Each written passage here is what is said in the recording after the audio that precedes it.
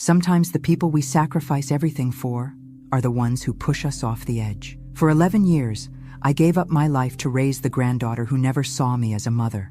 I gave her everything: shelter, stability, even love. And yet, what I got in return was resentment and betrayal. But the day she told me to stop giving my opinion was the day everything changed. This isn't just a story of family. It's a story of pain, survival, and silent revenge. Before we dive in, don't forget to subscribe to the channel and tell me in the comments where you're watching from. They say grief has stages, but no one tells you how long each one lasts. For me, the shock never really ended. It lingered like a fog, especially on cold mornings, the kind where the house feels too quiet. That morning was exactly like that, 11 years ago. I was sitting in the kitchen, sipping burnt coffee from my favorite mug, when I got the call that would change my life forever. My daughter Claire was gone. A car accident. One of those pointless tragedies you read about and think, that won't happen to us. But it did. Claire had always been wild, unpredictable, the kind of woman who chased freedom even when she had a child at home. She was 27 and still figuring herself out, but I loved her fiercely. She left behind her daughter, Laura, my granddaughter, just 9 at the time. I remember picking Laura up from school that day. Her small fingers clutched my coat, but her eyes were dry. She didn't cry. She didn't ask why her mother wasn't coming. That silence, it haunted me more than any scream ever could. From that moment on, I became mom again, whether Laura wanted it or not. And truthfully, she didn't. She tolerated me. That's the best word for it. I made her breakfast, packed her lunch, paid for her therapy when the school recommended it. I attended every parent-teacher meeting, every Christmas recital. I tucked her in and listened when she had nightmares. Still, she made sure to remind me, especially during the teenage years, "You're not my mom." Every time she said it, a little piece of me shattered, but I'd smile, tuck those pieces away, and keep going, because that's what mothers, real or not, do. When she turned 16, the rebellion got worse. She started skipping school, lying about where she was going, dating boys far too old. I tried to put boundaries, but every attempt was met with slammed doors and venom in her voice. Still, I stayed. When she got pregnant at 19, I was the one holding her hand at the clinic. The father, some bartender named Chris, vanished the minute she told him. She cried for a week. I didn't say, "I told you so." I just brought her tea, held her when she let me, and told her we'd figure it out. And we did. I became a mother all over again, this time to James. That little boy became my light in a world that had felt so dim. His laugh echoed through the hallways of a house once filled with tension. For a time, I believed maybe, just maybe, Laura would change. She'd find strength in motherhood. I was wrong. While James grew, Laura drifted further. She couldn't keep a job, never lasted more than a few weeks in any role: waitress, receptionist, dog groomer. She had excuses for every failure. Her boss was toxic, the hours were unfair, her back hurt. Meanwhile, I paid the bills. I used what was left of my retirement savings to cover James's private school. I cooked, cleaned, did laundry. When Laura brought strangers home, men who stayed overnight, left beer cans on the porch, or worse, I said nothing. I swallowed my discomfort because rocking the boat would only make the storm worse. But even storms have breaking points. One afternoon, I picked James up from school and found out he had hit another student. It wasn't the first incident. The principal suggested therapy, said he might be reacting to instability at home. My heart dropped. I knew what that meant. That night, I sat Laura down, tried to speak gently. I told her James was showing signs of distress, that something had to change. Her face twisted, like I'd insulted her. "You think you're better than me?" she spat. "You've never even been a real mom. Claire didn't turn out so great, did she?" That one cut deep. Still, I kept calm. I told her we needed to put James first, that I was willing to keep helping. But we needed rules, structure, a plan. That's when she said it. "Stop giving your opinion. You don't get to tell me how to raise my son." For a moment, everything inside me went still. Not because the words surprised me, but because I realized she meant them. I stood up slowly. I didn't shout. I didn't throw a dish or cry. I simply said, "Hey." "Okay," she laughed. "Okay?" I nodded.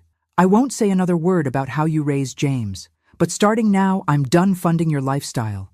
The school tuition is ending. You have 3 months to get a job, find a place, and prepare to support your son." She stared at me like I'd slapped her. I'd never seen her so stunned. "Are you serious?" she scoffed. "Dead serious," I replied, then walked upstairs without another word. That night, I lay in bed staring at the ceiling. I'd just drawn a line I should have drawn years ago. I wasn't angry. I was done. There's a difference. I knew the next 3 months would be hard, but I also knew, for the first time in over a decade, I wasn't going to let myself be a doormat anymore. I just didn't know yet that this decision would set in motion the most devastating betrayal of my life. I expected resistance, but not denial. Not like that. The next morning, Laura acted as if nothing had happened. She poured herself coffee, scrolled on her phone, and barely acknowledged me. I sat across the table in silence, waiting, hoping, for some sign she understood what I'd said the night before. It never came. 3 days passed, then a week. No job applications, no changes. She still slept in until noon, left dirty dishes in the sink, and spent hours on the phone with that new guy, Brandon. I hadn't met him yet, but I'd heard enough. His voice was smooth, a little too polite, like he was performing kindness rather than feeling it. Laura lit up when she spoke to him, and that terrified me. James, meanwhile, seemed more irritable than usual. He'd snap when asked to do homework, rolled his eyes when spoken to. I found a drawing of his shoved under the couch, a crude sketch of a boy alone in a room crying. I stared at it for a long time. I knew what that kind of isolation felt like. I'd lived it most of my adult life. At the end of the second week, I reminded Laura, gently, that the clock was ticking. "I said I'm working on it," she muttered, without looking up from her phone. "Have you applied anywhere?" I asked. She shot me a look like I'd insulted her. "Why are you always on my back? I told you I'd figure it out." "You only have 10 weeks left, Laura." She stood abruptly. "Jesus, you're such a control freak." I didn't respond. There was no point. Every word I said became ammunition against me. So I started pulling back, not just financially, but emotionally. I canceled the automatic payments to James's school. I stopped paying for Laura's phone bill. I stopped buying her special snacks from the store. Small things, but symbolic. The fallout came quickly. "You canceled my cell?" she shrieked a week later. "Are you serious? I told you. I'm not funding your lifestyle anymore. How do you expect me to find a job without a phone? I'll give you a prepaid, just for interviews. Use the house number otherwise." She stormed off, slamming her door so hard a picture frame fell off the wall. That night, I heard her crying in her room. For a second, my heart softened. I almost went to her. Almost, but I didn't. Because James deserved better. And so did I. Brandon started coming around soon after. He was tall, well-groomed, always wore a button-down shirt, even on weekends. Too polished, too careful. He called me Miss Edith, which felt more like a performance than respect. His eyes were cold, but his smile never faltered. "Pleasure to finally meet you," he said, shaking my hand too firmly. "Laura's told me so much about you." I nodded, watching him closely.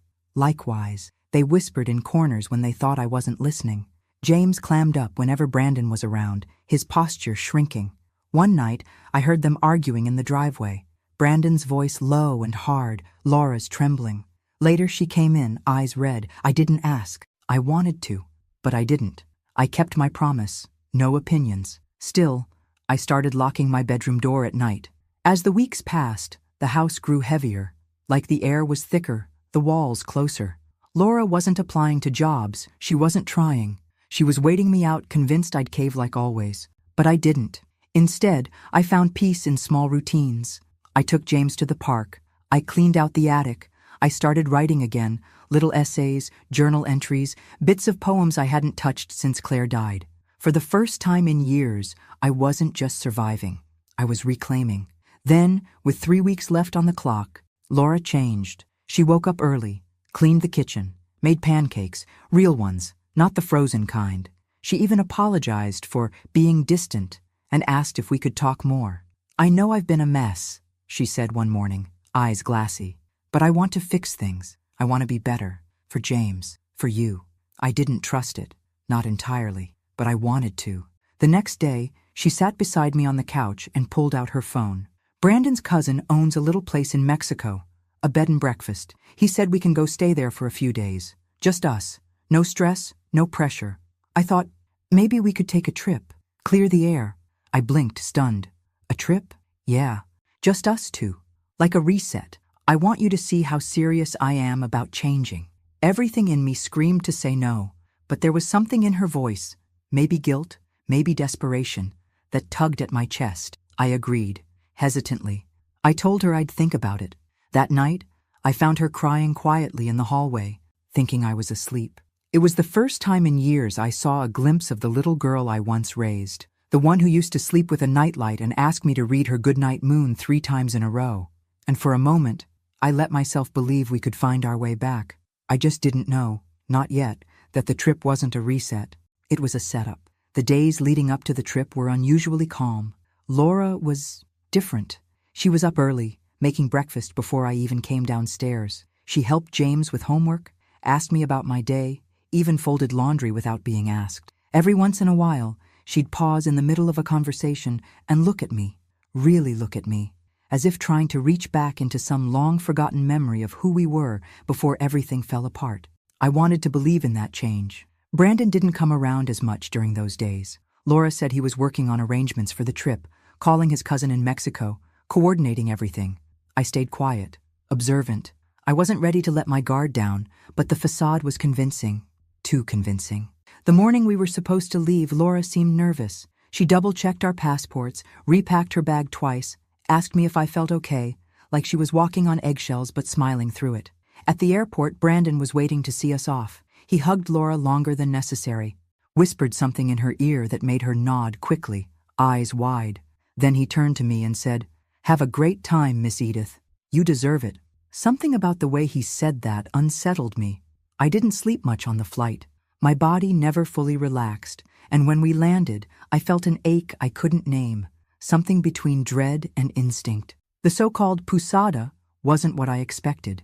It was quiet, tucked behind high stucco walls with a wrought iron gate, the kind of place that looked peaceful from the outside but too still, too empty. The staff greeted us in Spanish and broken English, overly friendly, smiles too tight. I tried to shake the discomfort, told myself I was being paranoid, that my past had made me suspicious of anything that looked like peace.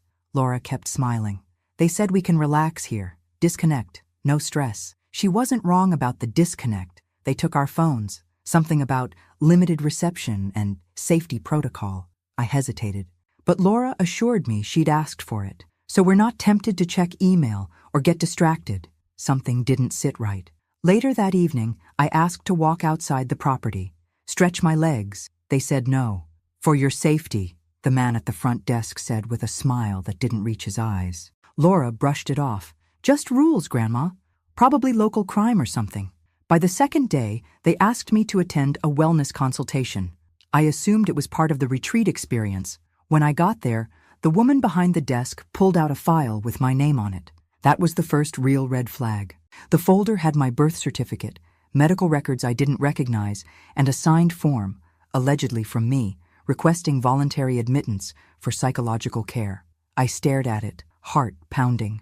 "This isn't mine," I said, my voice cold. The woman looked at me, unfazed. "You've been under stress. Sometimes memory lapses are common." I stood up, trying to leave, but the door was already shut, locked. That night, they moved me to a different room, smaller, bars on the window, a nurse outside the door. I didn't see Laura again. The days that followed blurred together. They drugged me, not heavily, but enough to keep me off balance. I learned to swallow water, but hide the pills in the corner of my cheek. I pretended to be groggy, cooperative. I smiled when they watched and kept quiet when they asked questions. But inside, I was screaming. They told me I'd been confused, that I'd suffered from delusions, that I'd signed documents voluntarily in the US before leaving. They showed me photocopies of signatures that looked like mine, talked about episodes, memory impairment, paranoia. I realized then what they were doing. They weren't trying to help me. They were trying to erase me. Back home I had assets. A house, retirement funds, a small investment account Claire had left in my name when she passed, and all of it could be accessed by a power of attorney. If I were declared mentally unfit, all they needed was the right paperwork and my signature. And I knew Laura and Brandon were behind it. That realization broke something inside me, but not in the way they wanted. It didn't weaken me. It set me on fire. I bided my time. I played their game. For days, maybe weeks, I don't even know. I followed the schedule, attended their group sessions, smiled when spoken to, and then one afternoon, while in the tiny institutional library, I found a lifeline, an old computer, barely functional, but with restricted access to the internet. I asked to write a letter. To journal, I told them. The nurse nodded, not even looking, and that's how I reached out, not to a lawyer or a hotline, but to Donna Yates, a former co-worker from my days as a regional manager. She was the one person I knew would take me seriously. I used coded language, referenced an old office joke we used to share, and dropped enough clues for her to understand I was in trouble. It took days, maybe longer, but Donna got the message, and she didn't ignore it. The day the American consulate representative showed up, asking to speak with me in private, I knew my time in hell was almost over. They fought it. Of course they did. The institution tried to delay, fumble paperwork, claim I wasn't lucid enough to leave, but Donna had already sent documentation. The embassy intervened, and slowly, carefully, they extracted me from that place. When I left, I didn't cry. I didn't scream. I just looked out the window of the car and whispered, "You thought I'd disappear." But I wasn't gone. Not yet. And now, I was coming home. Coming home wasn't the relief I thought it would be. When the wheels of the plane hit the tarmac, I expected something like peace, like I'd crossed some finish line and left the nightmare behind me. But that's not how trauma works. You carry it in your spine, your stomach, your breath. It walks beside you like a second shadow. The customs agent barely looked at me. I don't blame him. I was thinner, pale, and hadn't slept a full night in weeks. My hair had more gray than before, and my hands trembled when I reached for my passport. The address I returned to wasn't my home anymore. Not legally. Donna had arranged for me to be picked up by a lawyer she trusted. He handed me a thick envelope filled with documents, his eyes soft with pity. "Miss Campbell," he said, "I need to prepare you. They've done a lot in a short amount of time." I nodded, even though I wasn't ready. My bank account had been drained. My house, the one I'd raised Claire in, then Laura, then James, had been sold. My car was gone. All under a forged power of attorney that Brandon and Laura had filed with a notary using my driver's license, the one they took from my purse the night we arrived in Mexico. "They even sold some of your furniture," the lawyer said carefully. I didn't speak for a long time. I just looked out the window and asked him to take me somewhere quiet. He brought me to a women's shelter downtown. Not because I had nowhere to go, Donna had already offered her guest room, but because I needed the quiet. I needed to be anonymous, and I needed to think. I hadn't allowed myself to feel anger. Not fully. In Mexico, I had focused on survival. Now, in that tiny room with a stained ceiling fan and a cot that creaked when I exhaled, I let it in. I cried for Claire. I cried for James. And then I cried for myself. Not because I was broke, but because everything I had sacrificed, every compromise I'd made, to keep Laura afloat, to protect her from the world, had been used as a weapon against me. I spent 2 days in that shelter before Donna came with new clothes, a laptop, and a burner phone. "It's time to fight," she said. I nodded. The first thing we did was hire a forensic document analyst. Within days, he confirmed what we knew. The signatures on the power of attorney were forgeries. The medical records used to justify my treatment were fabricated. Some pulled from my past, others completely falsified. The notary who witnessed the documents? Under investigation already for other fraudulent activity. Brandon and Laura had created an entire legal illusion, and it had almost worked. We filed a lawsuit, not just civil, but criminal. Fraud, financial abuse of an elder, identity theft, conspiracy. They didn't even deny it when the police showed up. Brandon was arrested first. He folded under pressure, told investigators that Laura had pushed him into it, that it was her idea, but his trail of emails and voice messages said otherwise. He had handled the logistics. He had contacted the clinic in Mexico. He had moved the money. Laura was arrested a day later, outside a nail salon. When the officer read her rights, she didn't cry. She just looked annoyed, as if I were the one who'd betrayed her. The trial didn't take long. The evidence was overwhelming.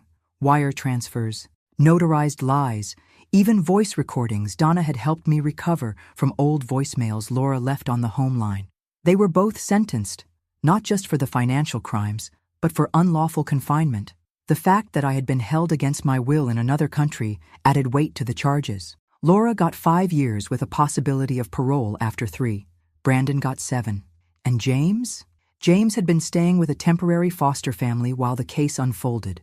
I hadn't been allowed contact, not until the court reviewed everything and determined I was mentally and emotionally fit to take him back. I'll never forget the day I stood before the judge, hands trembling, and asked to be his guardian again. I brought everything: old report cards, photos, notes from his teachers, letters he wrote to me when he was little. I even brought the stuffed bear he'd slept with until age 6. I don't want to replace his mother, I said, but I want to give him something she couldn't: safety, stability, and love that doesn't come with a price. The judge granted me full custody that afternoon, and just like that, I was a mother again. James was quiet when he came home. He didn't ask questions. He just hugged me, hard and long, and whispered, "I missed you." I didn't let go for a long time.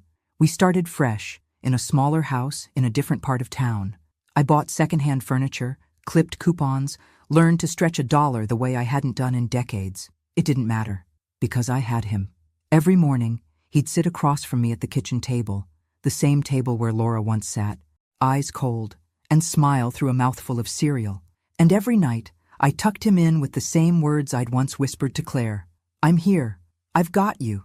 You're safe." But safety, I knew now, didn't come from locks or alarm systems. It came from truth, from choosing peace over fear, from never, ever letting someone convince you that love should cost your dignity. And I was just beginning to reclaim mine. The house we moved into wasn't much to look at, a single-story rental with cracked stucco and a crooked mailbox. But it was ours, or at least it was mine and James's. And after everything we'd been through, that meant everything. There was a lemon tree in the backyard that reminded me of my childhood in California. The first week, James and I picked a few and made lemonade from scratch. It was too sour, but he loved it, said it tasted like sunshine. I remember laughing, really laughing, for the first time in what felt like years. Still, I didn't relax. I was watching everything, every behavior, every reaction. James had been through a trauma too, more than he could understand at his age. One night, I found him standing in the hallway, wide-eyed, holding the blanket he used to sleep with as a toddler. When I asked what was wrong, he whispered, "Is Brandon going to come back?" I dropped to my knees, held him close, and said, "No, he's gone. No one's going to hurt us anymore." He nodded, but didn't say anything. The next day, I enrolled him in a new school, public this time. We couldn't afford private anymore, but I picked a place with kind staff and a good counselor. I met with his teacher personally, explained that he might need extra support. She nodded and placed a hand on my arm. "You're doing an amazing thing," she said. I wanted to believe that. I really did. But there were days I looked in the mirror and saw only failure. A woman who couldn't save her daughter, who'd raised a granddaughter that betrayed her, who had to rebuild her life from dust and memory. I journaled every night, something I picked up while locked in that place in Mexico.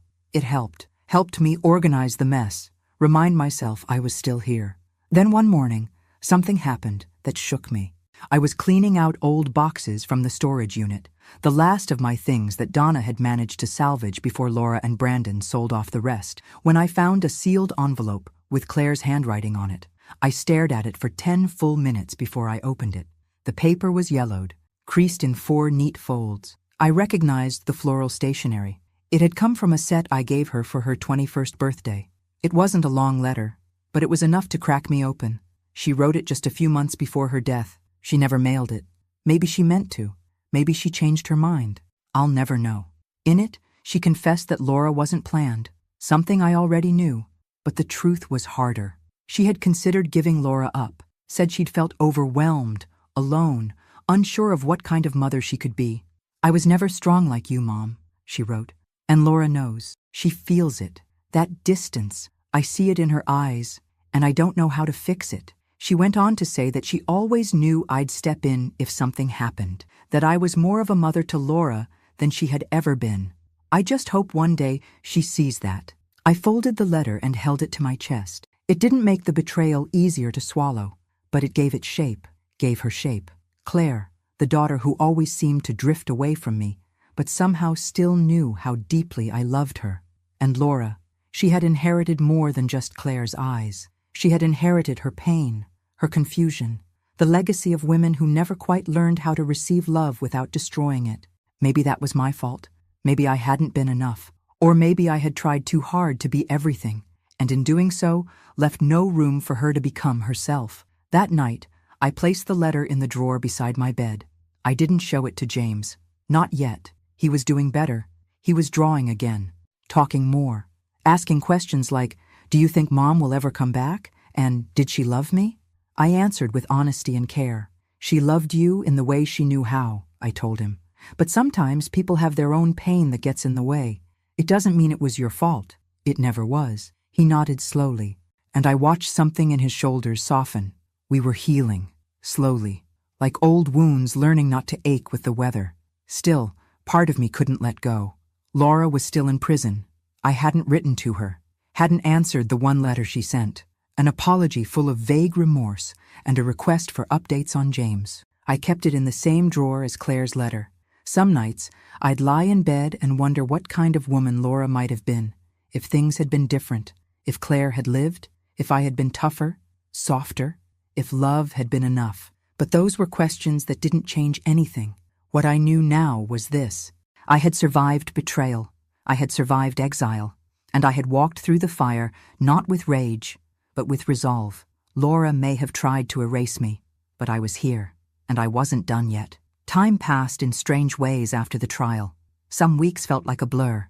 School lunches, therapy sessions, grocery lists. Others stretched on endlessly, especially when the silence in the house reminded me of all the things we'd lost. James adjusted faster than I expected. Children are resilient in ways adults rarely are. He started making friends, laughing more. His teachers sent home notes praising his progress. But I still caught him staring out the window sometimes, lips pressed tight, as if trying to remember something without words. He didn't ask much about Laura after that first wave of questions. He accepted that it was just the two of us now. I, on the other hand, couldn't help but think about her every day. She was in prison, and I couldn't decide if that thought brought me comfort or shame. There were moments, brief, unsettling moments, when I'd open the drawer where I kept Claire's letter and Laura's, and I'd just sit there, staring at both, wondering how everything had spiraled so far, how 3 generations of women in my family had failed each other in such specific, painful ways. Then one afternoon, the phone rang. It was a collect call from the correctional facility in Phoenix. I froze. James was upstairs. I stared at the receiver until the operator repeated, "Will you accept the charges?" I said yes. Laura's voice cracked as soon as she said, "Grandma?" I didn't answer right away. I could hear the echo of her breath, could almost picture her, in a sterile room, hand gripping the plastic phone. "I know I'm the last person you want to hear from," she said, "but please, I just wanted to know how James is." I stayed silent. "I think about him every day," she continued. "I know I don't deserve anything, but I needed to call, just to say I'm sorry." There it was again, that same remorse from her letter. Careful, measured. It didn't feel rehearsed, but it didn't feel whole either. "You didn't just hurt me, Laura," I said quietly. "You tried to erase me." "I know," she whispered. "I was desperate. I was stupid." Brandon made it all sound so easy, like no one would get hurt. I let out a short, bitter laugh. "You really believed that?" "No," she admitted. "But I wanted to." The line went silent for a moment. "I didn't know how to be a mother," she said. "I barely knew how to be a person, and I hated that you were better at it than me." There it was, the truth I'd waited so long to hear. Not a justification, just pain. "I'm not calling to ask for forgiveness," she said. "I just wanted to hear your voice, that's all." I didn't tell her that I had Claire's letter, that her mother had written something almost identical years before her death, that this cycle of abandonment and resentment had been looping long before Laura ever picked up a pen, or Brandon ever whispered his poisonous ideas into her ear. Instead, I said, "James is safe. He's happy. He's okay." She cried then. Soft, muffled sobs. I didn't join her. "I'll write if that's okay," she said. "I'll read it," I replied. No promises beyond that. When the call ended, I stood in the kitchen for a long time, the silence of the house pressing in around me. Later that night, I sat with James on the couch, a movie playing softly in the background. He leaned into me, his head resting on my shoulder, and I ran my fingers through his hair like I used to when he was little. He didn't know about the call, not yet, but I knew one day I'd tell him the truth, all of it. He deserved that much. We were building something together, something honest and new, and I wasn't going to let the ghosts of our past haunt us into silence again. The next day, I pulled out a fresh notebook and began writing everything down. My story, Claire's, Laura's, not for pity, not for revenge, but for James, so that one day, when he was old enough to ask the hard questions, he wouldn't have to guess at the answers. He would know exactly who we were and how we survived. The first letter came 2 weeks later, postmarked from the Women's Correctional Facility, plain envelope, smudged ink. I sat with it for hours before opening it, fingers hovering over the seal, like it might burn me. Inside, Laura's handwriting looked rushed, like her thoughts had come faster than the pen could follow. There was no greeting, no "Dear Grandma," just the raw start of something she probably hadn't said out loud to anyone. I've been having the same dream every night. James is standing on the porch, and I'm calling to him, but he won't come to me. He just looks past me like he doesn't see me at all. And then you walk out behind him and he runs to you. That's when I wake up. She went on to describe the prison, the noise, the cold, the gray of it all. She didn't complain, didn't beg. She wrote about a woman in her unit who'd lost custody of 3 children and never got them back. She says it gets easier, the forgetting, Laura wrote. But I don't want to forget. I deserve to remember. At the end, she asked me to tell James that she loved him. Just that. I folded the letter and placed it back in the drawer with the others. James and I were baking cookies that night. He wanted to surprise his teacher for her birthday. He cracked the eggs like a pro and dusted flour on my nose when I wasn't looking. "Grandma," he asked, licking dough from his finger, "do you think Mom's okay?" I paused, watching him. "I think she's trying to be," I said, "and sometimes that's all we can do." He nodded and went back to decorating. I didn't know how much to tell him. What was too much? What was not enough? He was 12 now, sharp, intuitive. I could see the wheels turning in his head when certain things were left unsaid. So I didn't lie, but I didn't give him everything either. Not yet. That weekend, I brought out an old box from the attic, one of the few things that survived Laura's purge of my belongings. Inside were photos from Claire's childhood, her college years, the baby shower I'd thrown when Laura was born. James sat beside me, curious. "Who's that?" he asked, pointing to a picture of Claire, laughing with a milkshake in one hand and sunglasses too big for her face. "That's your mom's mom, my daughter. She looks like Mom." "She does." He was quiet for a moment. "Did she make mistakes too?" I looked at him, startled by the weight of the question. "Yes," I said. "We all did. But she loved you before you were even born. She just didn't always know how to show it." He nodded slowly, then reached into the box again. "What's this?" he asked, holding up a small stuffed animal, a lion with one button eye. "That," I said, smiling, "was your mom's favorite toy when she was your age. She called him Mr. Brave." He held it gently, like it might fall apart in his hands. That night, he asked if he could keep it in his room. I said yes. The next few months passed without much change. Laura wrote every couple of weeks, sometimes pages, sometimes just a single line, always thoughtful, never asking for anything. I didn't write back, not yet, but I read every word. I was still angry, still hurt, but slowly, something inside me was softening, not forgetting, never that, but bending in a way that let me breathe again. Then, one spring afternoon, I received a letter not from Laura, but from her caseworker. She'd been accepted into a re-entry program for early release.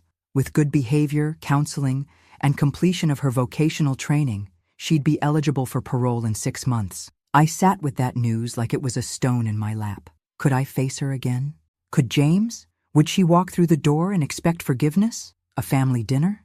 Her son? The idea sent a chill through me. I spent the evening pacing, called Donna, who said exactly what I needed to hear. "You don't owe her anything," she said. "But maybe, just maybe, there's something bigger at work here, something generational that needs to end." She was right.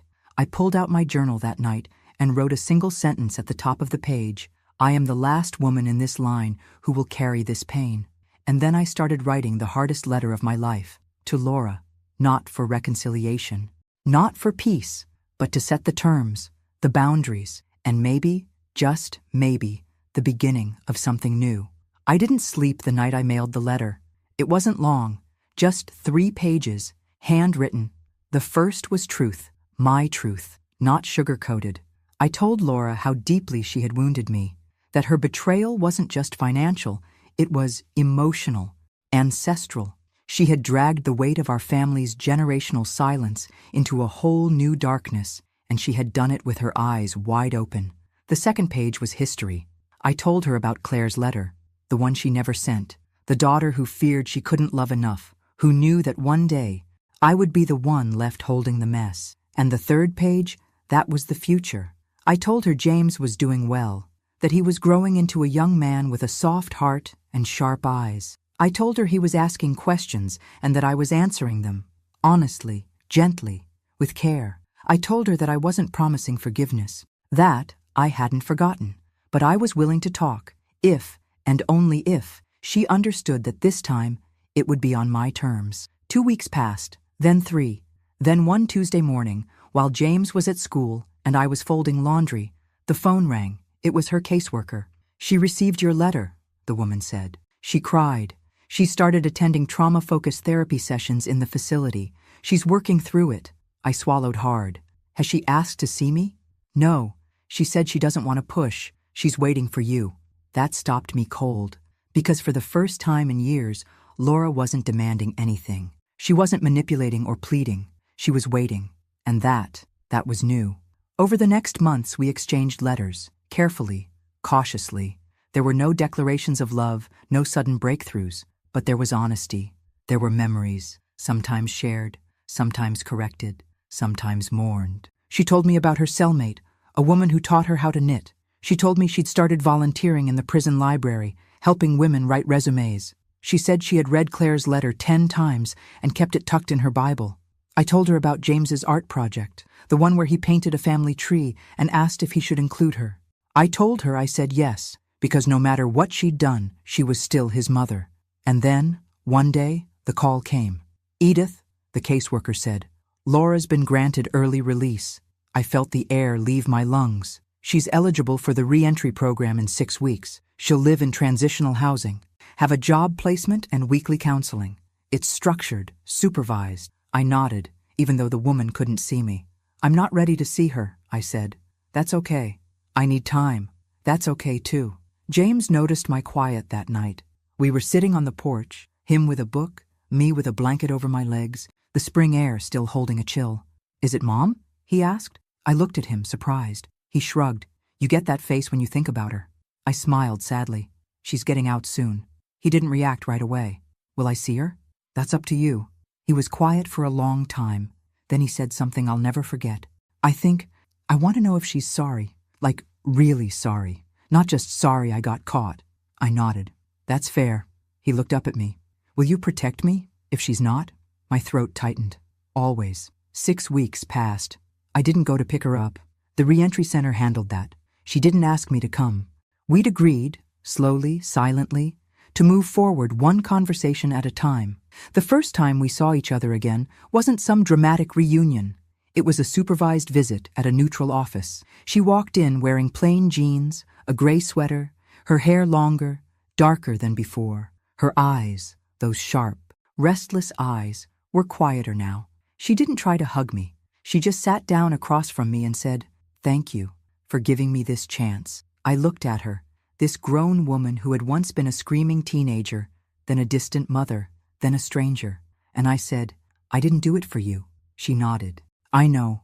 You did it for James." And for the first time, I believed she meant it. We met twice more over the next month, talked about boundaries, about expectations, about time. She didn't push, she didn't beg. Then she asked if James would be willing to see her.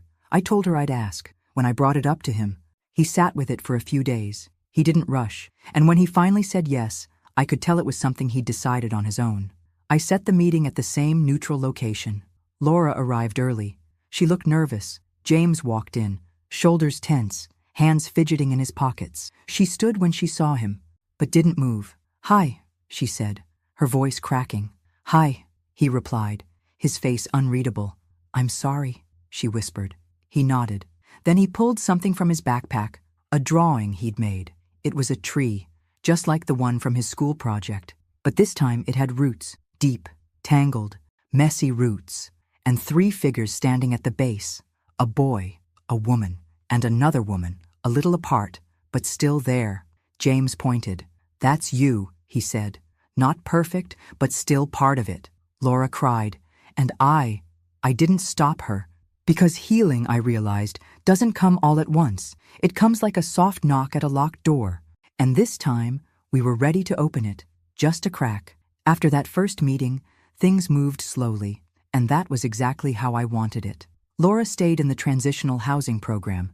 She worked part-time at a community bookstore and attended her required therapy sessions. She didn't ask to see James again right away. She didn't try to come over. She didn't even send gifts.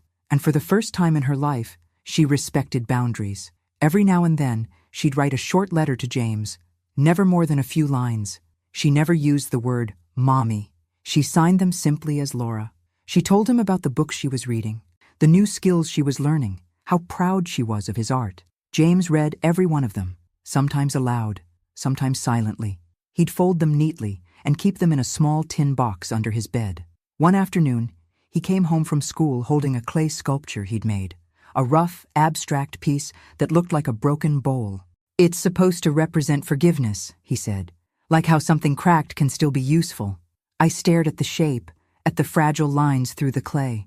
He had glued it back together himself, golden paint tracing the scars. I felt my throat tighten. That boy, my boy, had more wisdom in him than most grown men I'd met in my life. We didn't talk much about Laura after that. Not in detail. He didn't ask, and I didn't offer. I think we both knew that some things were better handled in pieces, not all at once. But a few months later, just before his 13th birthday, he asked a question that caught me off guard. "Can we invite her? Just for cake?" I didn't answer right away. My instinct was to say no, to protect him, to protect me. But I looked into his eyes, wide, steady, and I knew this wasn't about her. It was about him. He needed this, so I said yes. I called Laura myself, told her the invitation was limited. 1 hour, just the 3 of us, at our house. No surprises, no gifts, no speeches. She agreed without hesitation. She arrived early, standing at the edge of the driveway, holding nothing but a small notebook in her hand. She looked smaller than I remembered, or maybe I had just grown stronger. James opened the door for her. He didn't hug her, but he smiled, and that was enough. We sat around the kitchen table eating boxed cake with too much frosting. James told her about school, about the soccer team he wanted to try out for. She listened like it was the most important conversation in the world. When the hour was up, she stood and thanked me. Not just for the cake, not just for the visit, for everything. I nodded, not ready to say more than that. She turned to James and handed him the notebook. "This is for when you're ready," she said. "It's not a journal, just stories, memories I wrote down, things I wanted you to know, when you're ready." James took it, tucked it under his arm like it was something sacred, and then she left. No drama, no last-minute tears, just quiet, respectful distance.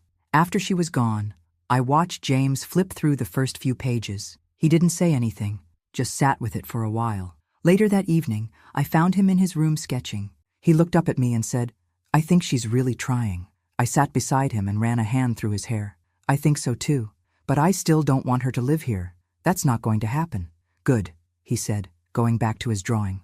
That night, I lay in bed with a strange ache in my chest. Not pain, something else, something that felt like release. For the first time in years, I wasn't angry. I wasn't carrying the weight of betrayal or grief or resentment like armor. I was just breathing, free. And that, more than any courtroom victory or confession or apology, was what I had fought for. Peace, hard-earned, quiet, real. Summer arrived like a deep breath after years of holding it in. The days were longer. The light spilled into the kitchen earlier. I found myself opening the curtains wider, letting warmth into corners I'd once kept in shadow. James grew taller that summer, not just in inches, but in presence. His voice deepened slightly. He started writing stories of his own, sometimes silly, sometimes startling in their depth. One day, he handed me a folded sheet of paper and said, "It's fiction, kind of." It was about a boy who lived with his grandmother after his mom disappeared. In the story, the mom didn't come back, not physically, but the boy remembered her smile. He forgave her in a dream, and he woke up with lighter shoulders. I cried in the laundry room so he wouldn't see. Laura was still in her program, still working at the bookstore. We exchanged letters maybe once a month. James wrote back on his own now. I never read what he wrote. That was their space, their rhythm. One Saturday, while cleaning out the garage, I found an old storage bin I'd forgotten about, one of the few Laura hadn't sold off. Inside were baby clothes, old tax forms, some jewelry of Claire's, and a stack of unopened envelopes marked confidential. I recognized the return address instantly, the hospital where Claire died. I sank to the floor and opened the top one with trembling fingers. It wasn't medical records. It was a letter, dated 6 weeks before the accident. My hands shook as I read the first line. Dear Mom, if you're reading this, something went wrong before I had the chance to say it myself. It was Claire's handwriting, rushed, a little messy, written on the back of hospital notepaper. She'd been sick, that much I already knew. Some chronic fatigue, unexplained dizziness. But what I didn't know, what no one ever told me, was that she'd been going through tests alone. She didn't want me to worry. Typical Claire. The letter was full of confessions. Not just medical ones, emotional ones. Raising Laura broke something in me I didn't even know could break. She came from a place in my life I've never really spoken about. A man I don't even know anymore. It wasn't love. It was desperation and guilt. I felt the floor tilt beneath me. You stepped in when I couldn't, and I never said thank you, but I watched. I saw you loving her the way I didn't know how, and I hated that I couldn't do it, but I also felt relief. Because at least someone could. She ended with something simple.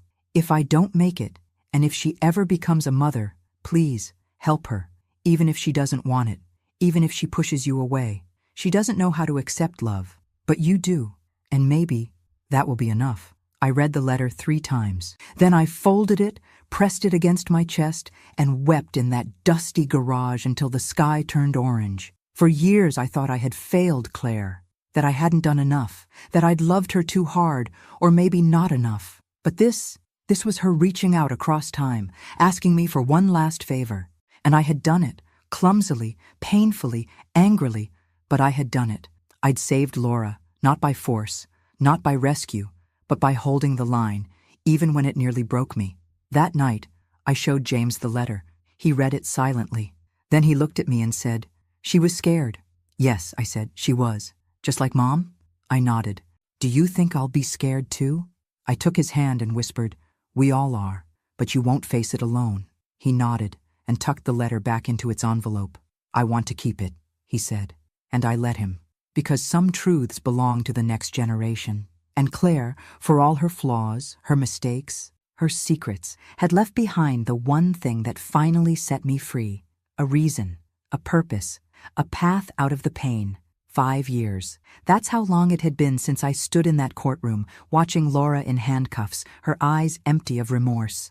Now she was standing on my porch. No handcuffs, no guards. Just her, older, softer, holding a paper bag and looking like she didn't know if she should knock or turn around and disappear. James saw her first. He'd been working on a science project in the living room when the knock came. I went to the door expecting a package, maybe a neighbor, and there she was. Her hair tied back, a gray sweater clinging to her thin frame, eyes filled with something I couldn't quite name. "Hi," she said. I didn't invite her in. Not right away. I stepped outside and closed the door gently behind me. "I wasn't sure if I should come," she said, "but I wanted to try." I studied her face. There were new lines, tension around her eyes, but also something I hadn't seen before. Humility, not the kind that begs, the kind that waits. "What's in the bag?" I asked. She offered it to me. "Lemon muffins. I remembered the tree you used to have. Thought maybe—" I took the bag, not out of kindness, but because it felt like a test, and I needed to see if I could hold something from her again without breaking. We stood in silence for a moment. "He's inside," I said finally. "He's not a little boy anymore." "I know," she whispered. "I've kept every letter, every school photo." I nodded, unsure of what else to say. There was no script for this moment, no roadmap. "Would you like to come in?" I asked. She looked stunned. I stepped aside, slowly, carefully. She followed, her footsteps hesitant like she was walking into sacred ground. James didn't run to her. He didn't cry or freeze. He stood still and looked at her, straight in the eyes. "Hi, Mom," he said. She swallowed hard. "Hi, baby. I'm not really a baby anymore." "I know," she said. "And I'm proud of who you've become." They stood there, not touching, just taking each other in. "I've got a lot to say," she whispered. "I know," he replied. "I'm ready to listen, but I might not be ready to forgive everything yet." "You don't have to," she said. "You never have to." And that was the moment I knew something had changed. We sat together at the table, the same one where so much had been broken. This time, there were no expectations, no pleas, just cautious, human connection. Over the next few months, we took slow steps. Dinners once a week, letters exchanged more freely, conversations about books, movies, memories. She talked more openly about prison, about the therapy, about the women she met there, many with stories just like hers, many who never got out. "I was lucky," she said once over coffee. "No," I replied. "You were loved. That's different." Then one afternoon, while folding laundry, she asked if she could see the letter, Claire's letter. I didn't answer right away, but later that evening, I brought it out, carefully unfolded, the edges worn from years of rereading. She held it like something sacred. Her hands trembled as she read it. And then she cried. The kind of cry that comes from deep inside, the cry of someone who finally sees herself, and everyone who came before, with clarity. "She knew," Laura whispered. "She knew what I'd become." "No," I said. "She knew you were in pain, and she asked me to help you." Laura looked at me, her eyes full of shame. "Why did you do it? After everything?" I leaned back in my chair and breathed, because I decided the pain stops with me. She didn't say anything after that, just nodded, wiping her eyes. The next weekend, James brought home a new project, a family history essay. He asked if he could interview us both. We sat at the table side by side. Laura and I took turns answering his questions, telling stories, some painful, some funny, some unfinished. It wasn't perfect, it wasn't even peaceful, but it was ours. Real, woven together not by blood or duty, but by the quiet decision to try again, to break the cycle, to rebuild, one word at a time. 5 years ago, I didn't think this was possible. I remember the first time I saw Laura after she was released. She was standing there, unsure, holding a small paper bag. And in that moment, I wasn't sure what I wanted more, to scream or to forgive. But today, as I sit on the porch, watching her and James talk together in the garden, I realize that sometimes the hardest things are the ones worth fighting for. The sky is warm, tinged with orange and pink as the sun begins to set. The air carries the faintest smell of jasmine from the neighbor's yard. James is laughing, the sound so full of ease that it catches me by surprise. The boy I feared would carry his mother's pain forever, the boy who had built walls around his heart, is now standing beside her, open and curious, his face lit with something close to hope. I can hardly believe it. Laura has changed, not in grand, dramatic ways, not in ways that would make a movie script, but in the quiet, powerful way that true change happens, through consistency, through pain, through time. And I have too. It wasn't just that I'd learned how to forgive her. It was that I'd learned how to forgive myself. For the years I spent holding her mistakes like shackles around my own heart. For the time I spent thinking I wasn't enough. But I was enough. And perhaps most importantly, I was free. I didn't carry the weight of her mistakes anymore. I didn't carry the weight of Claire's guilt. I carried my own choices. And that was something I could live with. Laura sits beside me now, her hands folded in her lap, as she watches James and I talk about his next project. It's strange, how natural it feels, how easy it's become. There's a softness in the way she looks at me now, not with resentment or anger, but with quiet appreciation. "I never thought I'd be sitting here like this," she says quietly. "Not with you, not with him."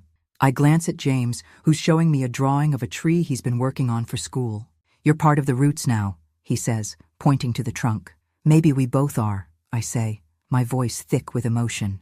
"You're both still part of the family, just different." Laura nods. "I don't deserve this," but I'm going to show you that I can be better. I'm going to do whatever it takes to show him, and you, that I can try." I smile gently, reaching out to squeeze her hand. I already see it. The sun dips lower, casting long shadows on the porch. There's a peacefulness in the air now, a peace I never thought possible after everything that had happened. I look at James again, his eyes bright with laughter and love. He's not the same boy I once worried about, and maybe, in a way, neither am I. "I'm proud of you," I tell Laura.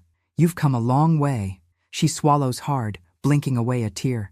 "I've got a long way to go, but I'm willing to walk it." I nod, knowing that's all any of us can do. Take one step at a time. James's voice cuts through the moment. "Mom, Grandma, look, I've finished the family tree."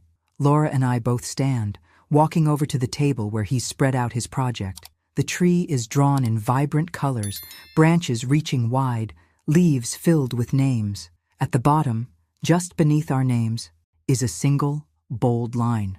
"Roots," James says, grinning. "Roots that are still growing." Laura and I stand together, looking down at the drawing. It's messy in parts. Some of the branches are bent, some of the names are crooked, but there it is, our family, woven together in a way that none of us could have predicted. And, for the first time in a long time, I don't think about the past. I don't think about the mistakes. I don't think about the pain. I just think about the future we're going to build, together. And as the sun finally sets, I realize that, just like the roots in James's drawing, we are all still growing. And maybe, for the first time, we're finally growing in the right direction. Thanks for listening. Don't forget to subscribe and feel free to share your story in the comments. Your voice matters.